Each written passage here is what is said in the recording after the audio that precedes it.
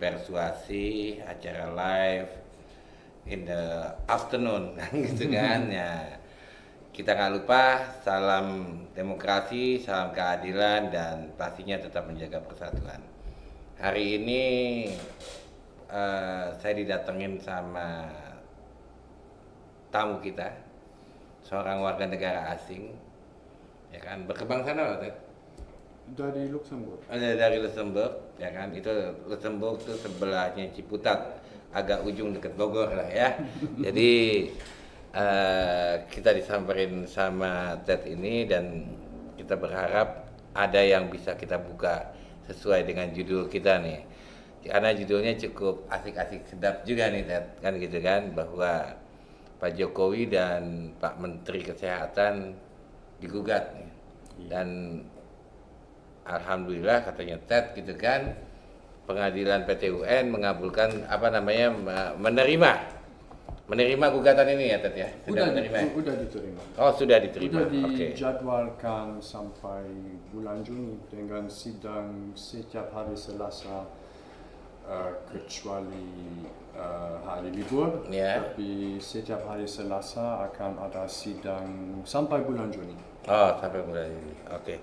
Ini kan kalau saya lihat nih surat dari untuk pengadilan tata usaha nih ya, yang saya lihat nih dari Ted dan tim ya. Kebetulan timnya ini FST and Partner ya, jadi kuasa hukumnya Ted ya, sama Pak Muhammad Fatoni juga Rahman sebagai penggugat. Mau nanya nih Ted, ngapain sih ngegugat-gugat gitu nih? Ngapain ngegugat-gugat menteri, gugat-gugat presiden nih? Kenapa gitu loh Ted? Oke, saya sudah sadar sejak awal pandemi ini bahwa ada yang tidak beres. Ada yang salah gitu. Ada yang salah. Okay. Contoh, kita tahu sejak awal bahwa COVID tidak berbahaya untuk orang normal. Oh, tidak berbahaya. Iya. Okay. Dari awal sudah jelas bahwa yang menjadi sakit parah dan meninggal adalah orang yang komorbid sangat berat. Komorbid sangat berat. Sangat berat. Jadi punya komorbid yang tidak berat pun sebenarnya tidak masalah. Tidak masalah. Okay. Yang contoh di Inggris ada dokter terkenal Asim Malhotra, dia ahli jantung, dan 2-3 minggu setelah pandemi memulai di sana, dia mempublikasikan data bahwa hampir semua orang yang dalam emergency care, dalam ICU di UK adalah orang dengan diabetes yang tidak terkontrol dan obesitas berat. Oh. Itu komorbid yang paling berbahaya. Ada beberapa komorbid lain seperti masalah jantung, tapi semua komorbid yang terhubung dengan yang disebut metabolic syndrome. Itu semua ada hubungan dengan gula darah di atas normal. Oh, gula darah di atas normal. Jadi problemnya itu di gula darah nih ya. Terutama gula darah. Terutama gula darah, salah satunya gula darah. Oke. Nah, saya lihat juga kan ya di websitenya TED juga ya kalau nggak salah, yang di investigasi.org. Jadi kalau teman-teman Watcher mau lihat untuk websitenya itu banyak penjelasan di investigasi.org. Ini agak serem juga nih, karena di investigasi.org ini bahasanya nih no sensor kan gitu kan ya. Jadi investigasi.org ini website no sensor gitu ya. Fakta dan data. Oh gitu, fakta dan data. Jadi oke, balik lagi case yang tadi yang saya tanyakan. Jadi Ted menggugat ini dan gugatannya sudah diterima oleh PT UN Jakarta ya, yang di Pulau Gadung sana kan. Iya. Itu gugatan ini sudah diterima dan berarti sudah dapat jadwal sidang dong ya? Sudah 3 kali jadwal. Ya. sudah selesai sidang ketiga. Oh, udah sidang ketiga nih? Sidang ketiga sudah selesai. Oh, sidang pertama, sidang kedua sudah nih? Iya. Oh, kalau sidang pertama kan biasanya ditanya legalitas nih? Iya. Oke, Cek berarti semua secara legalitas TED sudah diterima nih? Sudah semua diterima. Oh, oke, lanjut ke sidang kedua tentang gugatan, materi gugatan. Iya, perbaikan. Perbaikan, Iya. Perbaikan gugatan, dan itu sudah diterima ya? Sudah diterima. Waduh, Pak Menkes sama Pak Jokowi kudu hati-hati nih, ya kan? Kita sudah ketemu dengan kuasa hukum Pak Menkes dan Pak Jokowi. Oh, sudah ketemu dengan Sudah kuasa dua hukum? kali. Oh, sudah 2 kali ketemu? Oh. Di depan hakim. Oh, jadi sudah ada komunikasi juga dengan mereka di pengadilan ya? Di pengadilan ya? Iya, tapi bukan antara mereka. Ya, dan kami, maksud tapi- saya di pengadilan sudah ada komunikasi antara PT UN, kuasa hukumnya dengan TED juga sebagai apa, dan kuasa hukum TED juga kan gitu kan? Oke, waduh, berarti ini tinggal masuk ke materi nih TED ya, berarti sidangnya nanti. mulai minggu depan akan memulai 3 minggu e-court di mana tergugat bisa baca gugatan kami dan mereka bisa membuat jawaban. Ya. Dan itu akan berlangsung selama 3 minggu. Ya. Dan setelah itu sudah ada jadwal beberapa sidang untuk materi. Fakta, data, saksi ahli. Oke. dan lain-lain. Nah, ini kan gugatan TED yang saya baca-baca nih TED. Ini kita pakai bahasa umum aja nih, karena kalau pakai bahasa hukum agak susah kita kan nyertanya nih kan. Ini kan TED itu menggugat itu perbuatan melanggar hukum nih. Yes. Wah, ini Abuse berat of nih. power. Ya, ini berat nih ya kan. Itu dengan permen ya kalau nggak salah, yang bisa dikatakan Perma nomor 2 tahun 2019 nih kan. Dimana ini saya bacain aja nih. Perbuatan melanggar hukum oleh badan dan atau pejabat pemerintah akan, atau bahasanya tuh arithmetic akan over his death, ya dalam artian kewenangan yang dipunyai kan gitu kan, kewenangan yang dipunyai yang merupakan satu peradilan ke tata usaha. Artinya kan gini, kewenangan Menkes atau kewenangan Pak Jokowi yang dipunya digugat sama TED nih, dan tim. Oke, digugat sama TED karena dianggap perbuatan daripada kewenangan itu melanggar hukum. Yes. Oh, ini berat nih TED. Berat sekali. Berat nih TED. Jadi nggak main-main nih gugatannya nih TED. Kita tidak main-main karena kesehatan, tidak bisa main-main dengan kesehatan. Itu adalah masalah sangat serius dan ya, kita tidak boleh main-main. Kita harus berdasar fakta dan data dan hukum. Ya. Nah, Jadi, nah saya coba baca-baca yang gugatannya TED nih ya, terus saya baca-baca juga di websitenya TED juga kan, karena saya walaupun hukum kan saya harus baca-baca juga nih, dan saya harus menerjemahkan kepada teman-teman viewer nih ya kan. Nah, ini penggugatnya kan TED nih ya, sebagai penggugatnya nih. Terus menggugat pertama itu ada yang digugat pertama itu kan di sini Menteri Kesehatan nih. iya, tergugat satu. Tergugat satunya. Tergugat duanya Presiden Republik Indonesia loh. Jadi bukannya Pak Jokowi nih sebagai personal. Enggak. Ya kan, tapi sebagai Presiden Republik Indonesia. Dan sama untuk Menkes juga. Kita bukan menggugat Pak Budi, tapi posisi Menkes. Dan kalau Pak Budi misalnya diganti dengan Menkes lain, itu tidak akan ada efek untuk gugatan. Ya, jadi andai kata besok ada reshuffle nih, No problem. ini kan nggak berubah nih, karena yang digugat adalah menteri kan gitu kan, kebijakan menterinya nih. Nah, Bukan kebijakan, tindakan. tindakan. Oke, tindakan menterinya. Nah, ini objek gugatannya ini kan masalah vaksinasi nih, dan penanggulangan pandeminya ini kan. Nah, objeknya nih, objek yang digugat nih sama TED ya. Terus ya kalau misalkan untuk apa namanya kewenangan mengadilinya ya PT UN lah, terus Mahkamah Agung lah nantinya mungkin kan. Nah ini kan buat kita nih Ted, kalau bahasa gaul nih Ted, lu gila kan lu ya, presiden lu gugat-gugat kan gitu kan ya, bahasanya kan gitu nih, lu gila bener lu, ya kan, presiden sampai digugat segala macam. Nah, apa sih yang mendorong TED ini selain tadi yang masalah kesehatan untuk masyarakat ya, mendorong TED ini, ya ini gue gugat deh, ya kan, resiko gue tanggung deh kan gitu kan ibaratnya sama tim, karena gue pengen mengungkap satu kebenaran kan itu, kan yang menggugat ini kan ujungnya adalah mengungkap kebenaran itu. Iya, saya dan tim tidak setuju untuk rakyat jadi kelinci percobaan farmasi. Oh, Ya, saya baca pernyataan yang baru dari kepala BPOM. dari kepala BPOM, oke. Ini ya. adalah dari artikel suara.com berjudul Kepala BPOM tidak setuju vaksin COVID-19 kadaluarsa dibuang.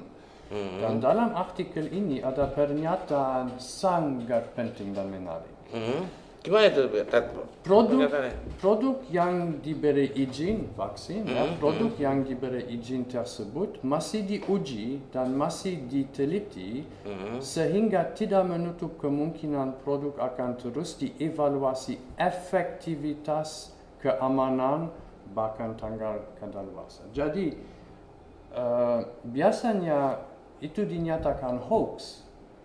Kalau ada yang bilang vaksin itu eksperimental atau masih uji coba. Kita semua tahu bahwa vaksin COVID di bawah izin penggunaan darurat EUA dan masih dalam uji coba yang akan berlangsung sampai tahun 2024. Jadi vaksin yang sekarang disuntik kepada rakyat adalah produk farmasi eksperimental. Jadi bahan percobaan gitu ya? Bahan percobaan di mana... Kan itu kan vaksin yang itu, Ted, vaksin yang expired, Ted. Ya, itu masalah tambahan, tapi masalah utama adalah bahwa efektivitas dan terutama keamanan tidak terbukti. Keamanan dan efektivitas vaksin adalah asumsi. Asumsi berdasar sangat sedikit. Kalau asumsi nih, Ted ya. Kesehatan kan nggak bisa pakai asumsi, Ted. Nggak bisa. Kan dia harus yang hal pasti nih, Ted. Harus pasti. Dan ya misalnya Ted sakit jantung, misalkan menggap-menggap nih. Oh ini jantung nih. Kan nggak bisa pakai asumsi. Oh, asma kan nggak boleh, bener-bener harus diperiksa kan gitu kan. Nah, artinya kalau yang Ted sampaikan tadi bahwa vaksin ini masih pakai asumsi, apalagi itu vaksin kan buat kita nggak kena COVID kan gitu kan. Nah, itu kalau asumsi bahaya sekali dong. Tapi dari sisi kami, kita tidak bertindak berdasar asumsi. Beda dari Presiden dan Menkes, kita berdasar data resmi pemerintah dan jurnal-jurnal peer review. Dari sisi data, kita punya data dari misalnya UK, New Zealand, Australia, Kanada, Jerman. Banyak negara di mana ada data. Sekarang kita bisa lihat bahwa ada jauh lebih banyak orang terinfeksi COVID yang sudah divaksin dari yang tidak divaksin. Yang belum divaksin. Jadi dalam bahasa teknis kita sudah punya bukti bahwa efektivitas vaksin adalah negatif. Negatif, jadi orang yang divaksin lebih rentan dari yang tidak divaksin. Kedua, ngapain kita beli mahal-mahal kalau gitu vaksin? Kalau kita lebih rentan kan harusnya kita lebih kuat kan gitu kan? Dan itu tentang infeksi. infeksi itu juga sama dengan penularan. Orang yang terinfeksi akan menular. Tapi narasi dari sisi Kemenkes sudah ganti sejak lama bahwa vaksin tidak mencegah penularan. Sejak Januari 2021, Kemenkes sudah mengakui bahwa vaksin tidak mencegah infeksi dan penularan. Itu sudah jelas. Narasi mereka adalah bahwa vaksin mencegah penyakit parah dan kematian. Tapi itu tidak benar juga. Kalau kita lihat data dari Australia, dari UK, dari Kanada, semua negara di mana ada data yang bagus, 80% atau lebih di UK, lebih dari 90% orang yang meninggal akibat COVID adalah orang yang divaksin dan juga di booster. Contoh di UK, data terbaru 4 dari 5 kematian adalah orang yang sudah booster. Oh, orang sudah booster? Sudah booster.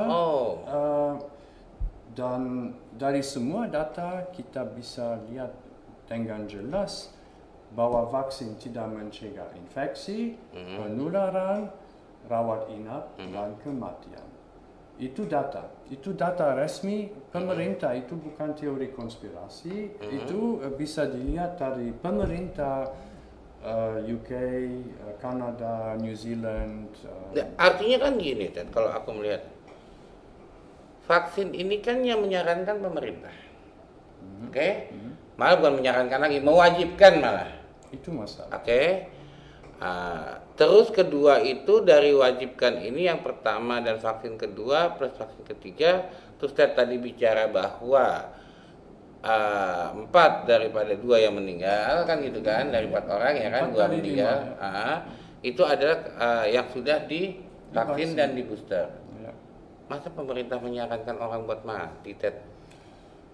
Kan begitu, Ted. Jadi wah bahaya juga, Ted, kalau gitu dong.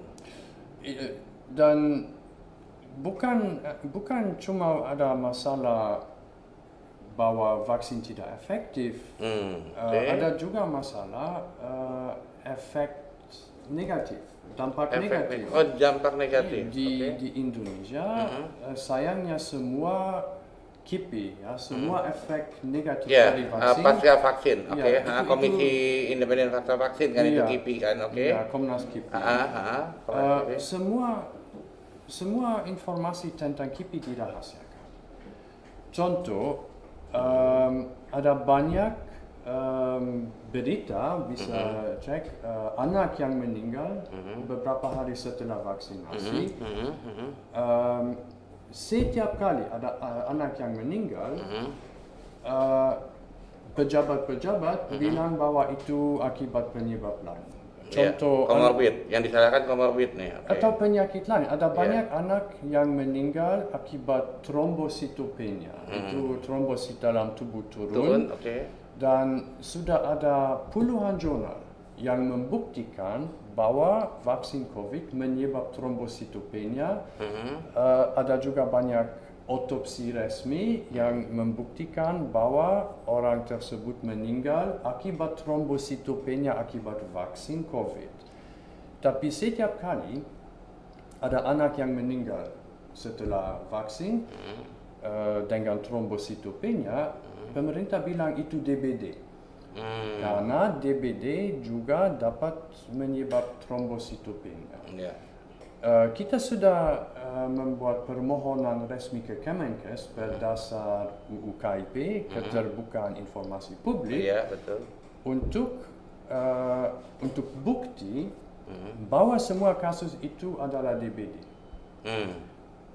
Kita terima surat penolakan dari Kemenkes, mereka tidak mau memberi bukti tentang pernyataan. Tidak mau memberikan informasi? Enggak. Tidak. Bukannya Ted juga udah pernah ketemu sama PPID? Sudah, dan saat itu kita ketemu dengan Humas PPID Kemenkes. mereka kasih surat penolakan informasi Oh, ngasih penolakan. dan ada juga banyak permohonan informasi lain dan saat kita ketemu dengan mereka, ya mereka bilang bahwa Kemenkes tidak akan memberikan informasi apapun kepada kami meskipun sudah ada surat dari Ombudsman. Pada bulan September tahun lalu, setelah Kemenkes menolak untuk memberikan informasi apapun ke saya, saya mengajukan aduan ke Ombudsman. Nah itu pada saat TED ketemu itu ditolaknya karena apa? Apa mungkin legal standingnya TED kali? Bukan? Enggak. Ditolaknya karena apa? Tanpa alasan. Oh, tanpa alasan. Tanpa alasan. Di surat itu disebutkan Tanpa alasan. tanpa alasan gitu. Dan surat itu hanya tentang DBD, tapi kasus dengan Ombudsman tentang keamanan, efektivitas, KIPI, vaksinasi penyintas COVID, banyak. Oh, makanya informasi. kenapa di websitenya TED ini yang investigasi.org ini, yang kalau saya lihat yang dulu-dulu ya TED ya, itu TED meminta untuk dilakukan otopsi terhadap kematian COVID gitu ya? Itu teman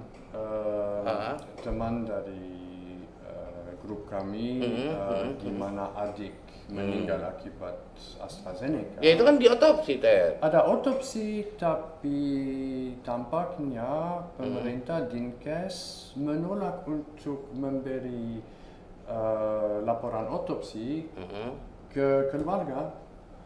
Jadi ada otopsi, tapi hasil otopsi. Ini yang trio Fauki itu kan? Iya. Yang kemarin dia sempat viral itu kan? Yang dia tadinya sehat, terus meninggal. Kalau nggak salah dia kerja di Penggadaian, kalau nggak salah dia itu meninggal. Oke. Oh jadi kenapa TED meminta semua kalau bisa diotopsi nih yang meninggal karena COVID, biar ketahuan nih COVID bahaya apa tidak kan gitu kan maksudnya TED kan? Jadi kalau pemerintah jujur, ya mereka akan melakukan investigasi yang serius kalau ada orang yang meninggal setelah vaksinasi untuk memastikan apakah itu mungkin penyebab lain.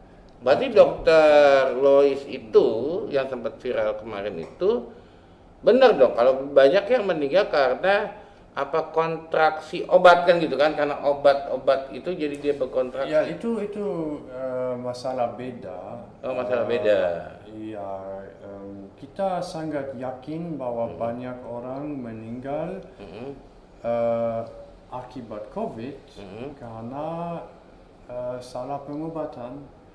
Oh, makanya kenapa TED menggugat daripada Menteri Kesehatan sama Presiden karena ada kesalahan dari kewenangan yang mereka keluarkan kan gitu kan dalam penanganan pandemi ini gitu. Ya, tapi gugatan ini belum tentang pengobatan. Sudah ada rencana. Ya, artinya kebijakannya kan yang TED gugat ini kan kebijakannya. Akibat kebijakan ini yaitu ada salah pengobatan, salah penanganan, salah yang lain-lain kan. Jadi efeknya kan ke sana kan maksudnya kan. Bisa bilang bahwa strategi pemerintah untuk hanya mendorong vaksinasi sebagai solusi akibatnya ada juga salah pengobatan. Tapi itu masalah terpisah dan kita ada rencana untuk menggugat tentang itu juga karena banyak orang yang meninggal menurut kami karena salah pengobatan. Tapi gugatan ini cuma tentang kewajiban vaksinasi. Kewajibannya vaksinasi. Dan kita punya argumen, dua argumen sangat sederhana. Argumen pertama,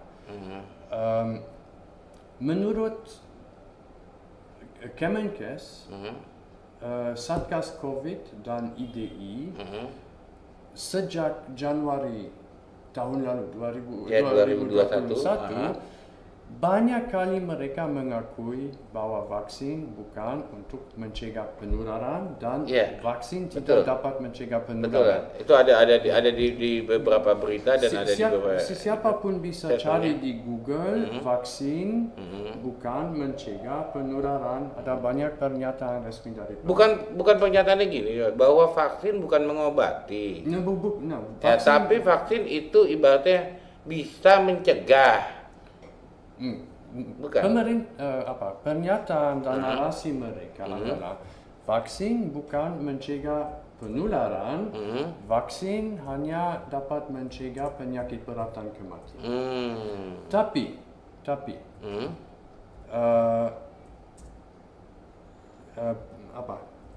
saat pemerintah membuat kebijakan tentang kewajiban vaksinasi, mereka bilang bahwa kewajiban itu harus ada untuk mencegah penularan.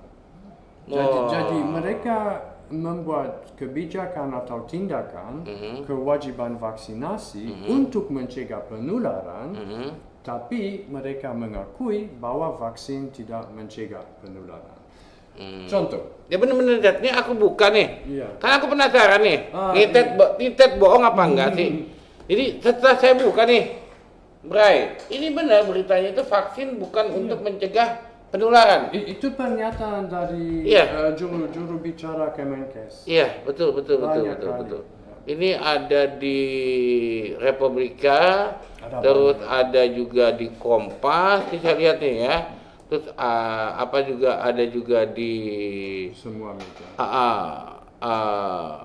Apa nih?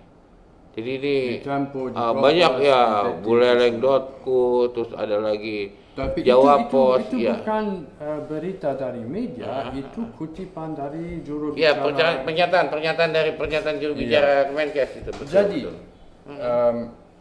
penjelasan pemerintah kenapa mereka mewajibkan vaksinasi atau kenapa saya tidak berhak untuk menolak vaksinasi adalah yang berikut. Pak Fatur punya hak untuk kesehatan. Iya. Jadi saya tidak punya hak untuk menolak vaksinasi karena kalau saya menolak vaksinasi saya akan menular virus ke Pak Fatur. Tapi itu, sorry to say, omong kosong. Pertama, kalau Pak Fatur misalnya sudah divaksin, seharusnya tidak ada dampak dari saya kalau saya tidak divaksin.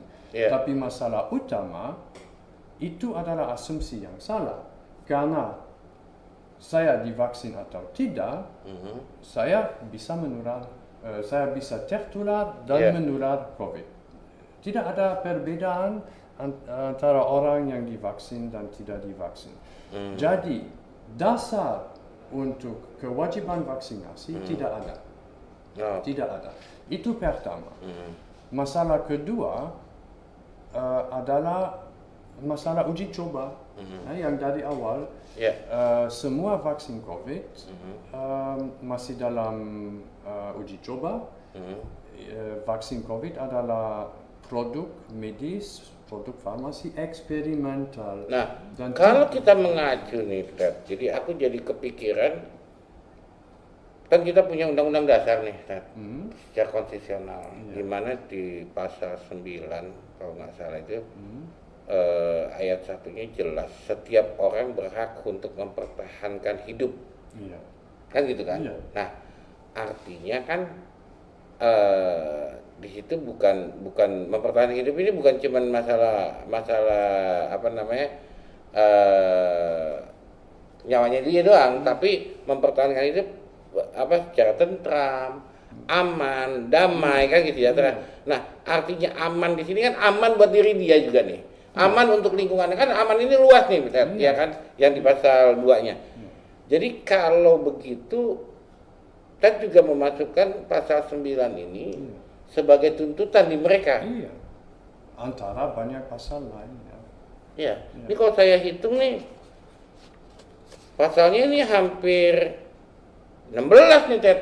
16 pasal nih yang dilanggar nih. Ada banyak pasal konstitusi baik undang-undang yang dilanggar, tapi menurut saya, saya bukan ahli hukum, itu semua oleh tim pengacara. Tapi menurut saya, pasal yang paling penting adalah pasal 5 UU Kesehatan.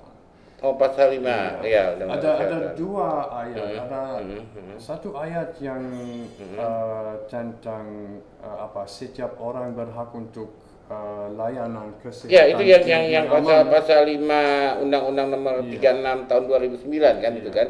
Yang ini saya baca nih tadi ya. Ya.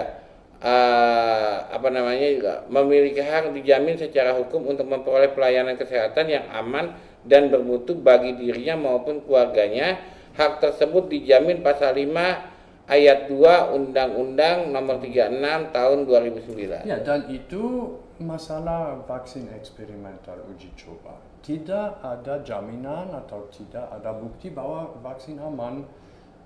Sedangkan tadi yang di awal Ted ngomong BPOM saja mengatakan ini masih uji coba. Iya. Jadi tidak ada bukti sama sekali bahwa vaksin aman, tapi dari sisi kami ada lebih dari 1000 jurnal dan puluhan hasil otopsi, banyak data dari UK, US dan EU dengan lebih dari 50.000 kematian akibat vaksin. Ada banyak bukti bahwa vaksin tidak cukup aman dan tidak ada bukti bahwa vaksin aman dari sisi mereka, dari sisi BPOM, dari sisi Kemenkes. Jadi pasal 5 tidak terpenuhi. Ya, hak saya untuk dan hak masyarakat untuk layanan kesehatan yang aman sangat tidak terpenuhi. Nah, balik lagi nih Ted. Jadi kalau saya lihat kan jadi banyak banget di pasalnya yang dilanggar kan gitu kan.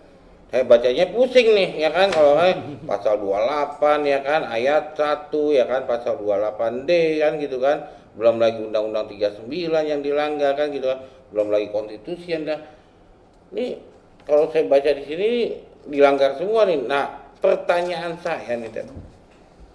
Ini Ted ngegugat dan tim nih ya kan, Ted sama tim ini ngegugat. Endingnya yang dipengen apa sih Ted? Yang dipengenkan ini sama-sama penggugat ini apa sih? Untuk menghentikan kewajiban vaksinasi. Untuk menghentikan? Iya. Hanya itu, Teh? Ya itu sudah cukup. Kalau ada orang nggak pengen duit pribadi gitu, dikasih duit gitu, enggak? Saya tidak tertarik tentang duit. Ini tentang hak dasar manusia. Oh, ini tentang hak asasi gitu ya, Pak? Bisa dalam gugatan bisa baca bagian akhir. Kita tidak meminta ganti rugi saat ini. Kita cuma meminta keputusan bahwa kewajiban vaksinasi adalah tindakan yang melanggar hukum. Jadi ini murni Ted lakukan demi kemanusiaan gitu. Tentu. Demi kemanusiaan. Jadi dan kebenaran. Enggak nuntut. Gue dikasih nih 11.000 triliun gitu yang ada di kantong misalkan kan gitu. Itu enggak nuntut itu gitu ya. Enggak. Setelah ada keputusan PMH itu akan memungkinkan semua rakyat Indonesia untuk menggugat untuk mendapatkan ganti rugi. Setiap orang yang jadi berharap nih dengan goal ini kan gitu kan ya. Kalau misalkan anggap nih kita berkhayal ke depan nih, ternyata gugatan ini kan udah jalan nih di pengadilan nih, bukan nggak jalan, ini kan udah jalan nih di pengadilan. Anggap kalau gugatannya Ted ini dikabulkan, bahwa dinyatakan benar melanggar hukum nih, Pak Menteri dan Pak Presiden kan gitu kan melanggar hukum, terus rakyat harus juga, wah dia ganti rugi seluruh rakyat Indonesia dong Ted. Ya, siapapun yang dirugi, baik dirugi kesehatan akibat vaksin atau mungkin kehilangan kerja atau uang atau apapun terkait dengan kewajiban dengan vaksinasi. Pandemi ini kan gitu kan? Bukan tentang pandemi, hanya akibat kewajiban vaksinasi. Oke, kewajiban vaksin. Jadi misalnya ada orang yang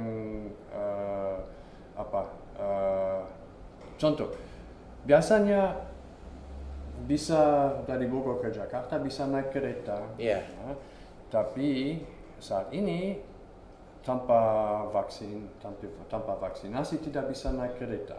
Bukan cuma kereta. Ya, yang paling esensi adalah saya aja ngurus-ngurus surat, kalau nggak vaksin nggak bisa. Ya, tapi contoh, naik kereta sangat murah. Ya. Tapi misalnya orang yang akibat kewajiban vaksinasi untuk naik kereta harus pakai mobil setiap hari ke Jakarta. Itu kan lebih mahal jatuhnya. Jauh gitu. lebih mahal. Jadi kalau ada kalau ini tuntutannya dikabulkan, dia bisa ganti rugi selama 2 tahun ini gitu, Fred. benar. Wah. Ya, atau orang yang kehilangan kerja dan juga orang yang kena KIPI, sakit berat atau keluarga anak atau orang yang meninggal akibat vaksin, semua akan bisa menggugat lebih easy untuk ganti rugi karena dalam sistem hukum Indonesia Ya, hukum kita kan kontinental nih, beda dengan Luxembourg tempat kita kan dia lebih ke Anglo-Saxon kan gitu kan. Iya. Nah, artinya kan kalau ini gugatan dikabulkan dan dalam gugatan itu bahwa tuntutan juga dikabulkan secara penuh kan gitu kan. Artinya anggap saya nih Ted. Sorry. Gue selama ini mau ke Jakarta dari Bekasi menggugat. Itu berapa juta orang yang bisa menggugat nih Ted. Jadi efek ini gila banget nih Ted kalau gitu nih Ted. ya, tapi bukan saya yang membuat kebijakan yang Ya tidak artinya kan masuk gini, akal dan tuntutannya tidak- Ted ini yang nanti yang akan merasakan kan sebenarnya bukannya Ted sendiri, tapi masyarakat Indonesia nih. Iya, ini Kan gitu kan? Iya, setelah ada PMH, ada keputusan bahwa kewajiban vaksinasi adalah pelanggaran hukum. Iya. Seharusnya akan ada banyak konsekuensi lain, tapi ya itu seharusnya akan ada ahli hukum untuk berdebat konsekuensi.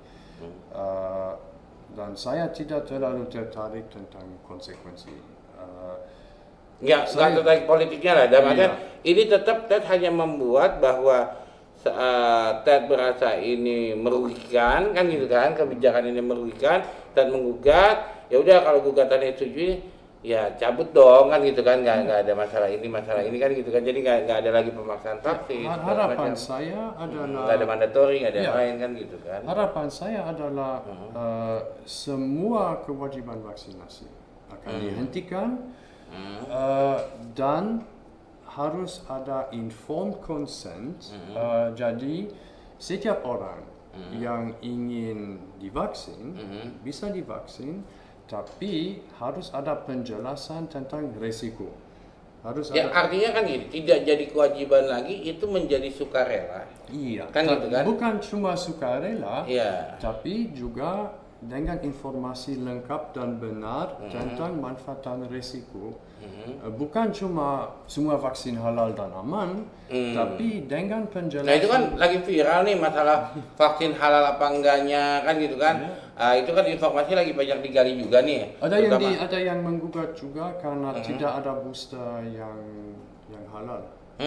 Hanya ada booster yang secara resmi dari MUI haram, ada fatwa tentang Pfizer, Moderna dan AstraZeneca bahwa mereka haram. Iya. Dengan tambahan tapi boleh digunakan karena ada keadaan darurat. Ya terpaksa segala macam kan gitu kan. Karena ada Oke, darurat. Ya kalau di Muslim memang Ted, anggap kita di hutan, nggak ada lagi makanan apapun. Iya. Ya adanya cuman babi misalkan ya, dibandingkan kita mati kan gitu kan, kita boleh nih makan babi nih kan. Tapi gitu kan. Ya, tapi kalau ada ular, ada yang lain, ada burung, ya makan yang lain kan gitu kan. Ya, dan Itu kan kalau tidak ada pilihan kan gitu. Sekarang ada pilihan, sekarang tidak ada darurat. Tidak ada darurat. Dan ada pendapat MUI mungkin bahwa ada darurat dan pemerintah juga, tapi itu pendapat mereka. Tapi ya setiap orang berhak untuk pikir sendiri bahwa ada darurat atau tidak. Dan kalau ada orang yang sadar bahwa tidak ada darurat, tapi dipaksa untuk menerima vaksin yang haram, itu adalah konflik agama juga. Oke, Dan untuk itu ada yayasan yang saat ini menggugat di PT UN juga setiap hari Selasa ada sidang tentang fakta bahwa hanya ada vaksin haram untuk booster. Tapi menurut kami booster itu adalah omong kosong.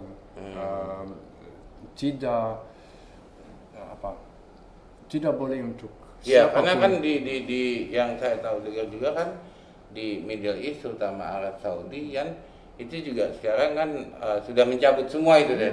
Sudah mencabut Bukan semua. cuma Saudi. Ya, yang saya tahu kan gitu kan. Banyak negara. Terus sudah gitu di negara terutama di Eropa Timur ya. Ya. Nah, itu juga kan sudah mencabut semua Ya, masalah mandatori kan gitu kan. Itu juga bagian dari dalam gugatan. Ada contoh dari Amerika, dari Inggris, dari Prancis, dari New Ya, Zealand. Slovenia. Di setiap negara di mana ada gugatan tentang mandatori, pemerintah kalah. Karena mandatori vaksin secara umum unconstitutional. Dalam kasus ini mandatori vaksin eksperimental yang tidak mencegah penularan sangat unconstitutional. Contoh di Amerika, pemerintah Biden telah mewajibkan vaksinasi untuk semua karyawan di semua perusahaan. Supreme Court AS memutuskan bahwa itu ilegal dan dicabut. Ya, termasuk yang beberapa ratusan dokter itu kan yang menyatakan bahwa vaksinasi ini tidak efektif dan tidak dapat dilakukan lagi kan begitu kan. Nah, walaupun kalau di Amerika kan organisasi dokternya ada beberapa nih Ted, ya kan setiap negara itu malah ada di setiap negara bagian aja nggak beda kan gitu kan. Nah, kalau di Indonesia kan cuma satu nih Ted, susah juga kita nih Ted, karena cuma ada ID doang nih sebagai dan itu ada putusan Mahkamah Konstitusinya nih bahwa ini ada satu-satunya lembaga independen loh Ted, independen Ted. Saya yakin mereka tidak independen. Kita sudah mengungkap banyak pernyataan dari mereka yang ini ada dulu nih Ted. Karena ini kan periode yang dulu nih. Nah kan udah ganti kepengurusan nih sekarang nih. Nah kita nggak tahu Ted udah ngomong belum sama ID yang baru nih?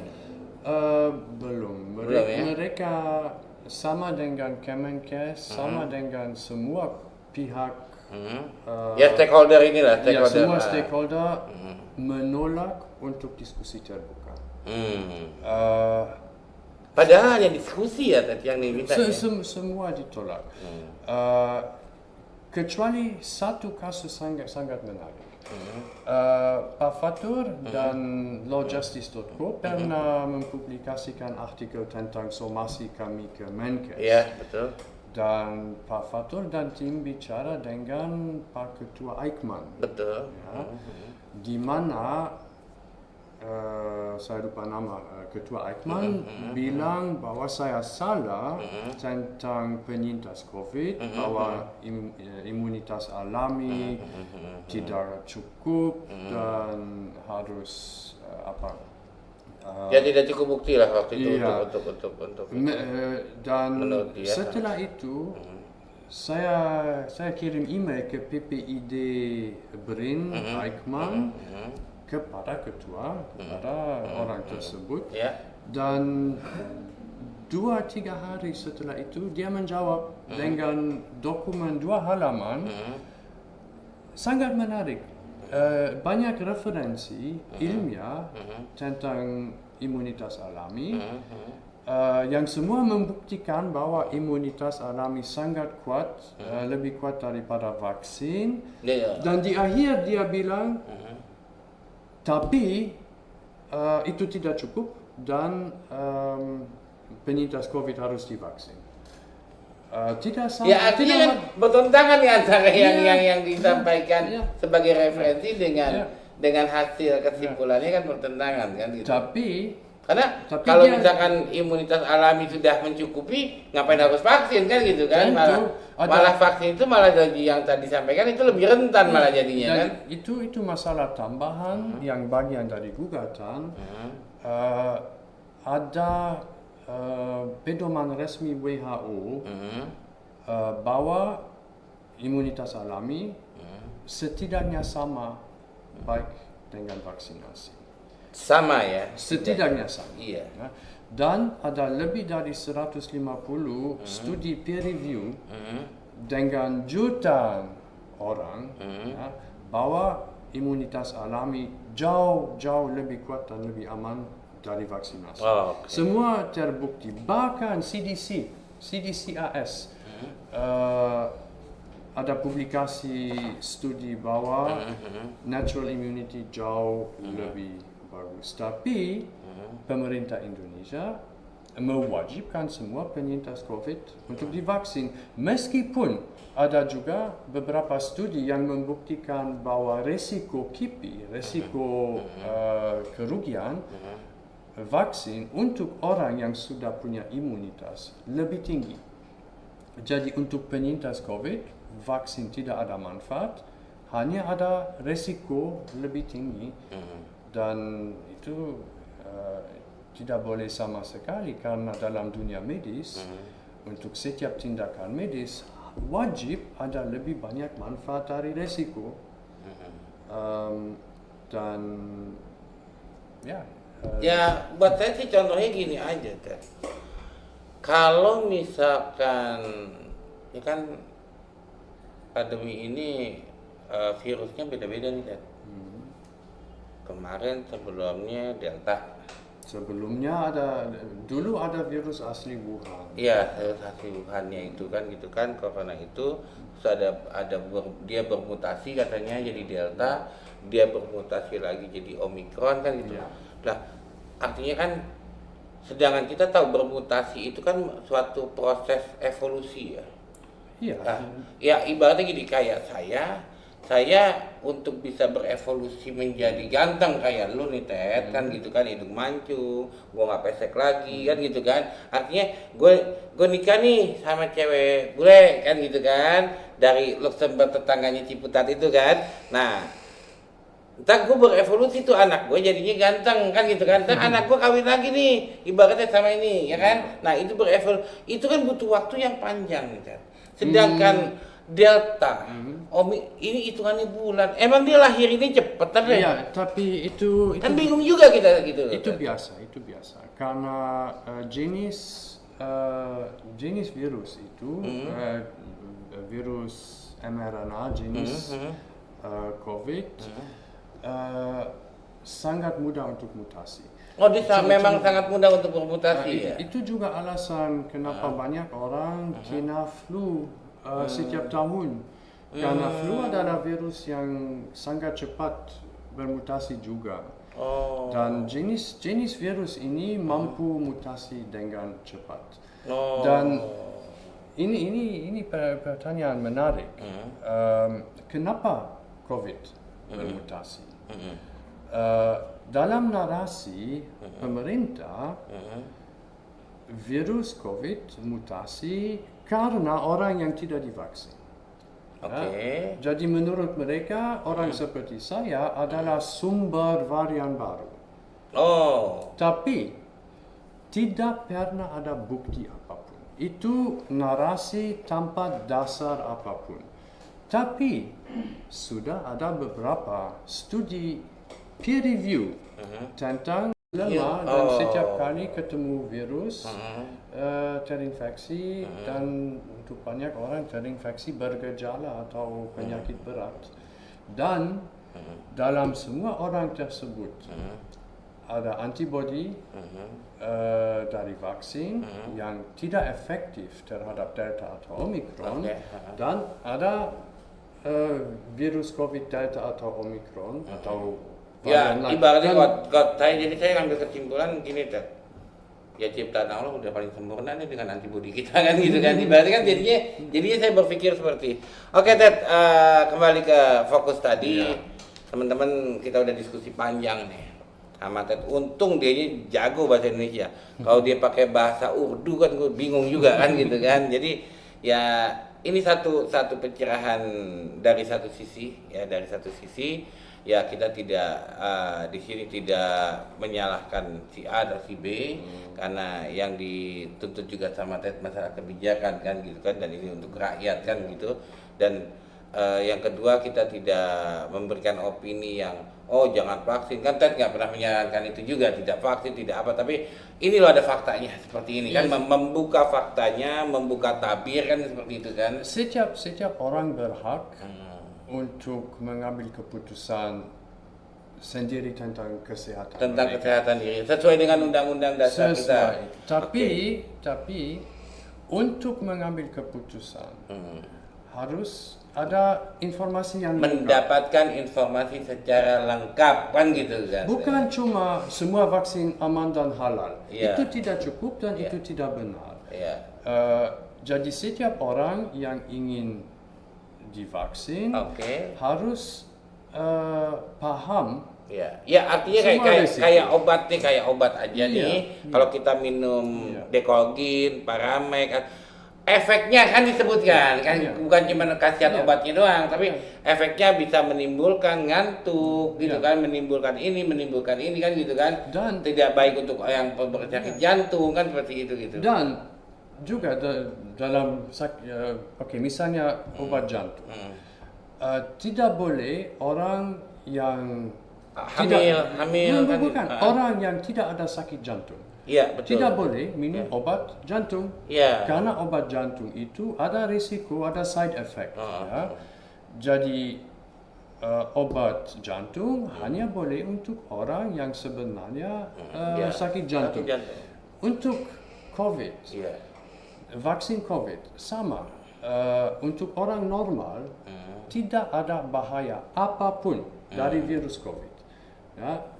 Hanya ada bahaya untuk orang tertentu, kelompok tertentu berdasar usia dan beberapa komorbid tertentu. Dan di sini kita harus bicara manfaat resiko, analisis manfaat resiko. Jadi untuk orang normal ada lebih banyak resiko dari vaksin daripada manfaat. Tapi untuk orang tertentu, misalnya orang sangat tua atau orang sangat obes atau diabetes, mungkin ada lebih banyak manfaat dari resiko. Itu harus ada artinya keterbukaan informasi lah yang dituntut seperti itu. Oke, Ted. Jadi teman-teman, kalau yang tadi Ted sampaikan bahwa obat itu ya harus sesuai dengan apa yang di sakitnya atau digunakannya. Makanya gue sebenarnya nyari obat ganteng tuh nggak ada. Jadi biar Ted nggak bisa gitu minum obat ganteng, kan cukup yang jelek-jelek kayak gue yang bisa gitu kan. Seperti itu. Jadi ya balik lagi tadi kasus ini Ted, ya mungkin diskusi kita udah cukup panjang nih Ted ya. Aku butuh closing statement lah dari Ted lah yang terhadap gugatan ini nih. Ya kan, entah hope-nya ya, harapan Ted, terus juga di gugatan ini bagaimana ya, closing statement dari Ted.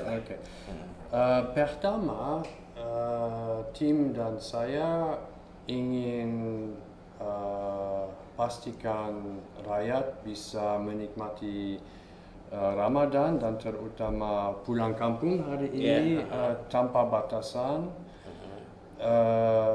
Sekarang tanpa vaksin, tanpa booster yang itu ya, kewajiban booster tidak ada wajib buat.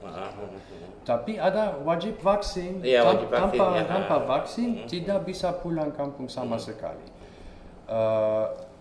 Jadi karena gugatan ini akan berlangsung beberapa bulan, kita baru mengajukan permohonan ke kepala atau ketua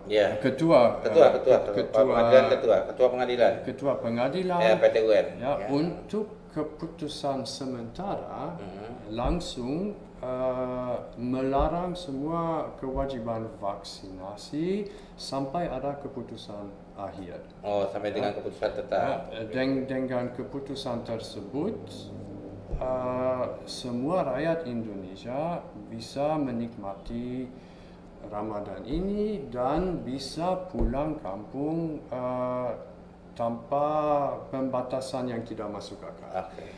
Itu pertama, dan kita berharap bahwa tim hakim akan menganalisis dasar hukum dan faktual permohonan ini dan membantu masyarakat Indonesia untuk bisa menikmati Lebaran.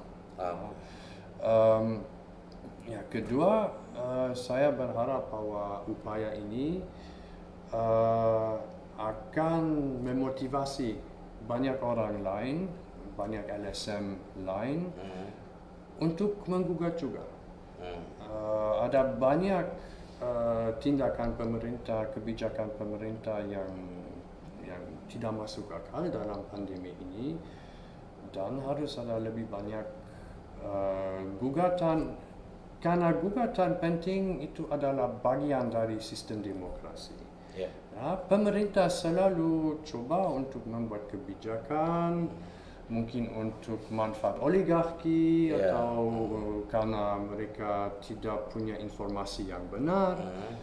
Dan gugatan adalah mekanisme penting untuk cari kebenaran. Di depan hakim akan ada dua pendapat, dan sesuai prosedur gugatan pada akhirnya akan ada kebenaran dan keputusan.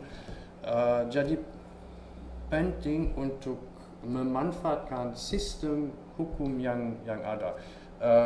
Sebelum saya dan tim mengajukan gugatan ini, ada banyak orang yang bilang bahwa mereka tidak percaya sistem pengadilan Indonesia, sistem sudah korup dan sistem tidak berfungsi, dan kita tidak pernah bisa menang dengan ini. Dan saya tidak setuju dengan itu. Pernyataan seperti itu tanpa dasar, sorry to say, itu adalah omong kosong, sangat salah. Harus coba dulu, harus percaya dalam sistem dan coba dulu dan nikmati proses. Kalau semua orang bilang bahwa sistem tidak berfungsi dan tidak dapat dipercaya, tidak pernah akan ada hasil. Harus coba, karena untuk hakim di semua pengadilan ini semua baru juga, dan mereka juga dicuci otak mungkin dari media, dari propaganda. Mungkin mereka juga sudah sadar bahwa ada yang tidak sesuai, dan mereka bertanggung jawab untuk pastikan ada supremasi hukum. Dan gugatan seperti gugatan ini akan memungkinkan negara untuk cari kebenaran dan untuk cari proses yang lebih adil antara pemerintah dan rakyat. Jadi saya harap dalam proses gugatan ini banyak informasi akan keluar, banyak data yang saat ini dirahasiakan oleh pemerintah akan keluar, dan rakyat bersama dengan kami dan hakim dan pemerintah, kita semua bersama bisa belajar fakta dan data yang ada, dan setelah semua selesai mungkin kita dalam posisi sebagai masyarakat lebih kuat. Civil society-nya akan lebih kuat. Lebih kuat, dan di masa depan hal-hal seperti sekarang tidak pernah bisa lagi Ya, terjadi. tidak terulang lagi. Karena ada sudah dari sisi WHO ada rencana jahat. Itu topik beda, tapi ada rencana perjanjian pandemi di mana WHO bisa menjadi pemerintah dan melewati konstitusi. Sudah ada banyak chapter tentang pandemi HIV atau pandemi lain. Mungkin akan ada pandemi baru beda yang akan direkayasa. Proses ini akan membuat masyarakat lebih sadar dan lebih kebal terhadap propaganda dan informasi palsu dari media juga. Oke, thank you closing statementnya. Jadi teman-teman semua, Bray, kita udah penjelasan. Jadi yang diharapkan sama Ted adalah mudah-mudahan hakim bisa mengabulkan gugatan ini, ya kan? Dan ini bukan buat dia tapi buat seluruh rakyat Indonesia nih. Padahal beliau sendiri orang luar nih, begitu cintanya dia sama Indonesia kan gitu kan. Nah, dan gugatan ini bukan permusuhan kan gitu kan, hanya mengungkapkan kebenaran. Oke. Sekali lagi kami dari Persuasi, salam perjuangan, salam keadilan, salam demokrasi, tetap jaga persatuan. Assalamualaikum warahmatullahi wabarakatuh. Waalaikumsalam. Gitu.